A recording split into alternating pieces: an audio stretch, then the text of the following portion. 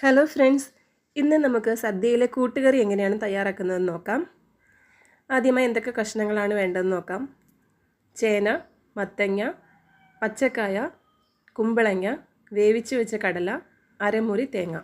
ആദ്യമായി നമുക്ക് കഷ്ണങ്ങളെല്ലാം ഒരു കുക്കറിലേക്ക് മാറ്റാം. കുക്കറിൽ ചെയ്യുന്നതുകൊണ്ട് പെട്ടെന്ന് തന്നെ നമുക്കിത് റെഡിയാക്കി എടുക്കാം. എല്ലാ കഷ്ണങ്ങളും കുക്കറിലേക്ക് ചേർത്ത് കൊടുക്കുക.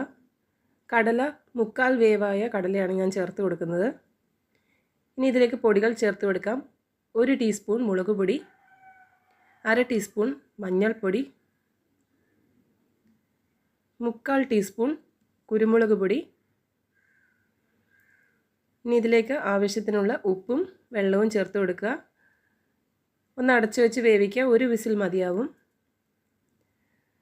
ഈ സമയം കൊണ്ട് നമുക്ക് ഇതിലേക്ക് ആവശ്യമുള്ള തേങ്ങ വറുത്തെടുക്കാം. നന്നായി ചുവന്ന് വരുന്നത് വരെ ഇതുപോലെ ഒന്ന് ഫ്രൈ ചെയ്തെടുക്കാം. വറുത്ത തേങ്ങ നമുക്കൊന്ന് മാറ്റി വെക്കാം.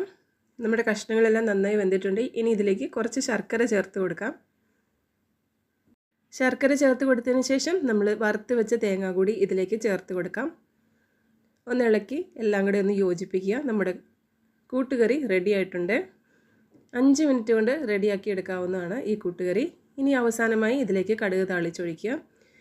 കടുക് താളിക്കുന്നതിന് കൂടെ കുറച്ച് ജീരകം കൂടി ചേർക്കാം. ഇനി ഇതിലേക്ക് ഒഴിച്ചു കൊടുക്കുക. നമ്മുടെ കൂട്ടുകറി റെഡി ആയിട്ടുണ്ട്. എല്ലാവരും ഒന്ന് ട്രൈ ചെയ്ത് നോക്കുക. ഇഷ്ടമായ ലൈക്ക് ചെയ്യുക, സപ്പോർട്ട് ചെയ്യുക, സബ്സ്ക്രൈബ് ചെയ്യുക. താങ്ക്